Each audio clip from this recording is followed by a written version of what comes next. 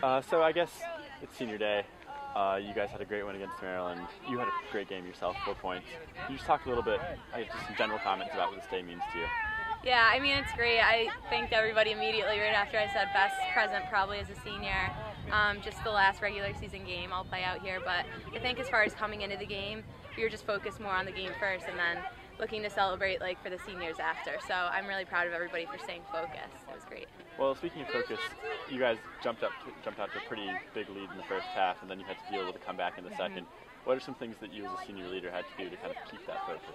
I think just keeping everybody calm and poised and keep working on the same things. I think for a little bit there was like a stretch where they were coming up with some more draw control. So I think just trying to take control in that series of the play and just keeping everybody focused, you know, so that people don't get frazzled or down. So were the draw controls like the main difference between the first half and the second half? Yeah, absolutely. I think, well, that as far as like to me, that was the most clear thing. And then they were getting some feeds.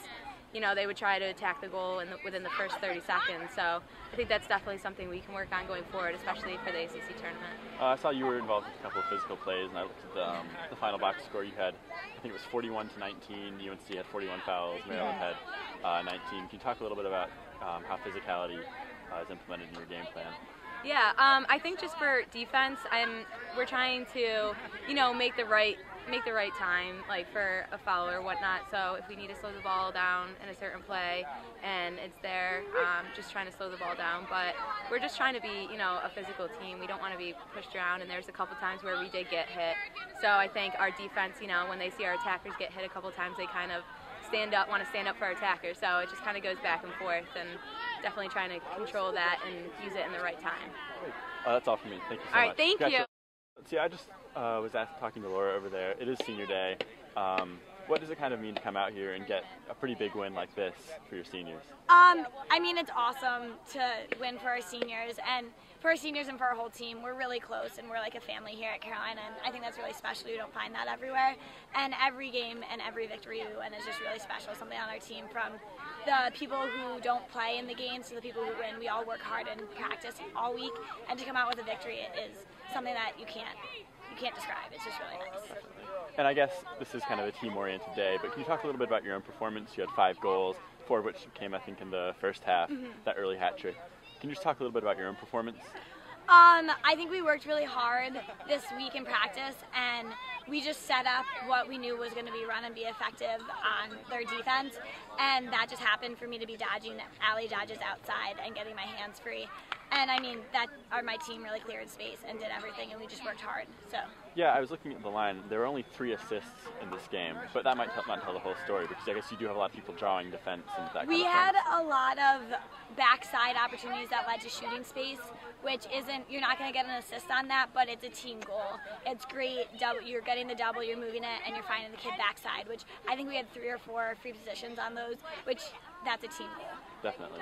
And I guess there was kind of a swing in the second half. The first half was, you know, pretty much squarely in your favor, but then they kind of started to come back. What are some things that you guys did to stop that? I think Emily Garrity and Sloan Serpy Emily's a midfielder and Sloan's a lockdown defender, and they came up with huge plays. They brought our team out of the slumps and really put the team on their back defensively. So power to them. They killed it. The sun was just straight on that side of the field. Can you just talk a little bit about how that might have affected the defense? Well, actually, I was worried about the sun at practice the other day because it is really bad. And we were saying, like, why would you make a field, you know, east-west? But yeah, it affected my vision a little bit, but the defense we were lacking some energy. So they put Taylor in, get the energy back up. So it was a little bit more than just the sun. But you guys did get the win. And can you talk a little bit about what that means for the seniors? I mean, we never really went 5-0 in the ACCs, so it's an awesome win, and we're the regular season ACC champs. So it's just great to, you know, end their careers with this win over Maryland. Maryland's a great team, it's a great program. We go toe-to-toe with them in a lot of different ways, and last year we took 2 losses to them, both in regular season and in the ACC championship game. So I just thought we played a really solid game. I thought we came out of the gates and attacked them early. It got a little interesting, and you know, it's good. We have to weather some storms, whether calls are going for us or against us. But I definitely did not think we were getting calls, which was fine.